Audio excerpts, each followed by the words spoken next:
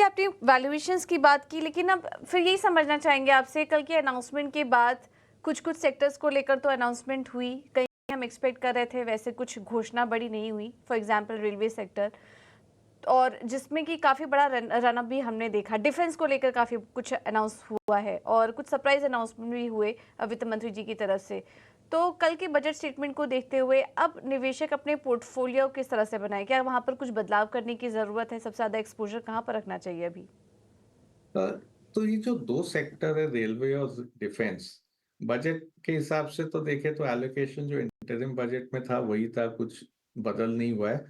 यहाँ पे longer term अच्छा है, डिफेंस में ना ऑर्डर्स आते रहेंगे, पर जो अभी वैल्यूएशंस है उस जो स्टॉक में रन अप आ गया है, तो इधर अभी जो मार्जिन फॉर सेफ्टी बोलते हैं अपने कि भई इतने महँगे वैल्यूएशन पे हम लोग है ना इस सेक्टर पे ज़्यादा ध्यान नहीं दे रहे हैं, हम लोग का एक्सपोज़र नहीं है और थोड़ा-सा प्रॉफिट बुकिंग करना चाहिए सेक्टर पे।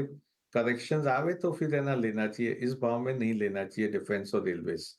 एक सेक्टर जिसको काफ़ी बढ़त मिली बजट में वो था गोल्ड का, जो भी सोना का है ना इम्पोर्ट ड्यूटी कम हो गया है, उसके कारण सोना का भाव गिर गया है। तो जो भी गोल्ड, सोना, ज्वेलरी के कंपनीज़ है उसमें बढ़त मिली है।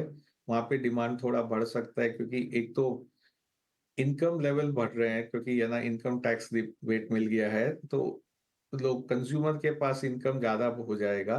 30,000 करोड़ का करीब रिबेट मिला है इनकम टैक्स में।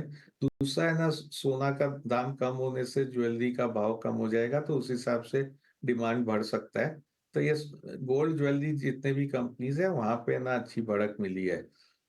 रियल एस्टेट एक सेक्टर है जहाँ पे थोड़ा-सा मिक्स्ड व्यू है, क्योंकि जो अभी इनकम टैक्स में कैपिटल गेन्स में चेंज आया है उनके लिए, तो कई जगह है ना कैपिटल गेन्स टैक्स बढ़ सकता है क्योंकि इंडेक्सिंग चला गया है, पर है ना कैपिटल गेन का भाव कम हो गया है।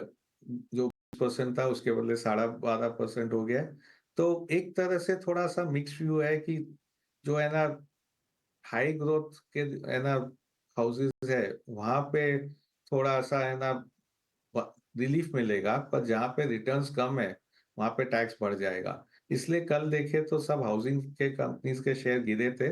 मेरे ख्याल से ना इतना ज़्यादा फ़र्क नहीं पड़ेगा, डिमांड अभी अच्छा है क्योंकि कंज़्यूमर का इनकम बढ़ रहा है ना? इसमें डिमांड बेकरार रहेगा तो करेक्शंस पे ये लेना चाहिए हाउसिंग के शेयर्स।